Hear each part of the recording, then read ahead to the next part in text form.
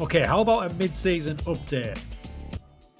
Needless to say, that man has been vital, just like we thought he would have been. Let me take you to the first game of the season. One of the first kicks, 36 minutes gone. That gave us a lovely 3-0 away win on our first game of the season. Game 2, second game of the season, first home game. He did it again. Twice.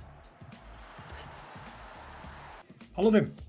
There he is. He's 39 now. He's had a birthday, so he's even older. But this season he's got 15 appearances, 5 assists, 4 goals. And I think all of those have been from free kicks. He's a marvel at this level. Tactic-wise, we settled on that 4-4-2, didn't we? But we've been all over the place. I've used so many alternate versions of the 4-4-2. It's crazy.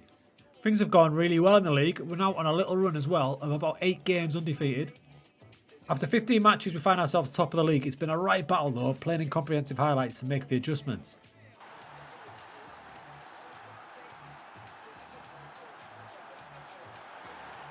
Now, alongside Valente, Abel Joshua here has been key.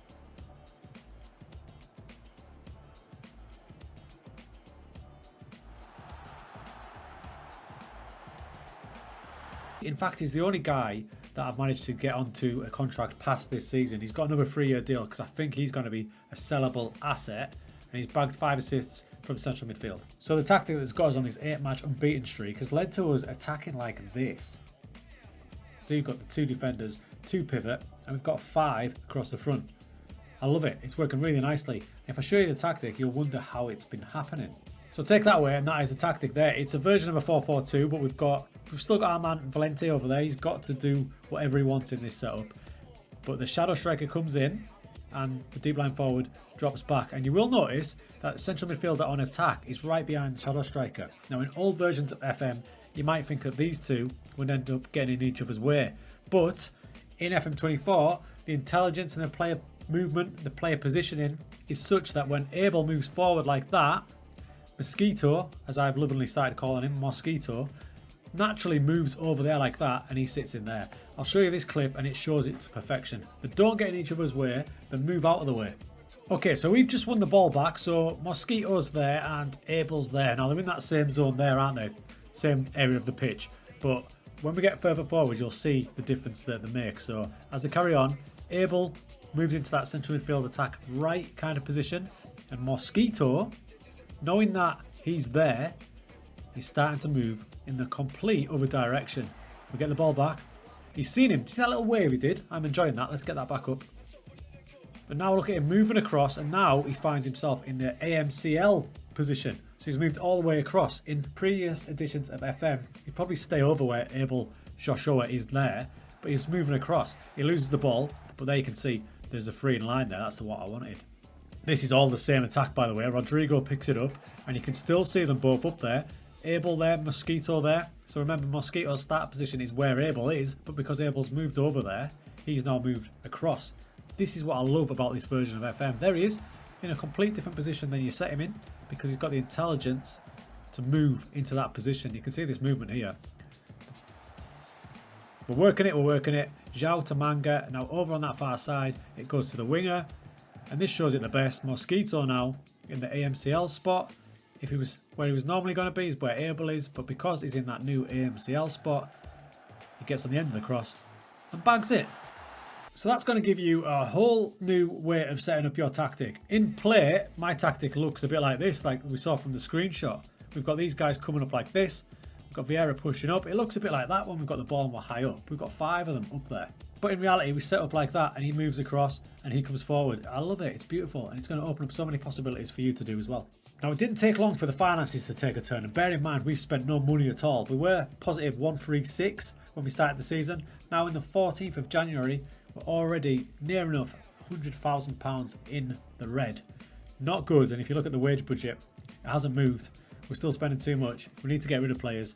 When you get to January, it's probably a good time to start looking about who you want to keep, because our squad, basically, everybody, other than a few at the bottom, are out of contract. So I've had a look and I know who I want to keep, and one of them was Jean-Pierre Zapata. He's been a bit hit and miss this season, but he is only 21, and something really interesting happened when I renewed his contract. Take a look. So this is the first contract we got renewed. He's not on a great deal of money, £350 a week. But if you look over at the clauses, the first minimum fee release clause has been set. £54,000. Why is that important? Because it could well be the first step on our journey to the £1 billion. Remember the stipulation we have in place where we must sell players when clauses are hit. So if anyone hits the 54,000 mark, he's off, and that'll be the first step on us earning some money. Everybody else in this squad doesn't have a clause, so that's going to start coming into play as we get a little bit better and rise up the leagues. It's also worth reminding though that if we do get a big bid in that doesn't hit the clause but is still a decent sized bid, we will accept it, keeping this real. But I can't tell you enough how many different variations of the 442 I used. I used comprehensive highlights throughout, tweaking as we go. I did it live on Twitch as well so people could see us doing it. Only now can you see the tactical familiarity levels rising up, and now they pretty much understand what's what. By the way, the squad views, which a lot of you asked about, will be linked down below if you want to use them yourself. You can see from my centre-back squad views here that I've got a decent budget now, working in that 10 to 13 range. We've got Pex, we've got Faustino Manga, which was a pre-arranged transfer, and I'm quite happy with him when you look at him. And we've also got Mateus Brito, who I experimented with as a libero. I still think he can do it, so much so in fact, that I've got him training to be one. Now, I haven't got him next season, but I'm going to look to extend his loan, and if I can, if we go up, we might be able to convert him to a libero. You can see some of his attributes are on the way up, such as dribbling, heading, marking, anticipation and positioning. He's going to be a good player, so I want to keep hold of him. And one final thing for this episode, I am considering an affiliate. I don't know whether to do it. What do you think? Do we try and hunt for a senior affiliate or not? Or do we try and do it ourselves? I'm 50-50 at the minute. We've got about 11 matches left. 11 matches to get us up from this league, but it doesn't just end at the league campaign because there's 4 divisions of 14. We're then going to go into a playoff situation where the top 2 from each league, now bear with me here, then go into a group stage, the promotion stage, and then after that, I think you play off for the championship, and then you go up.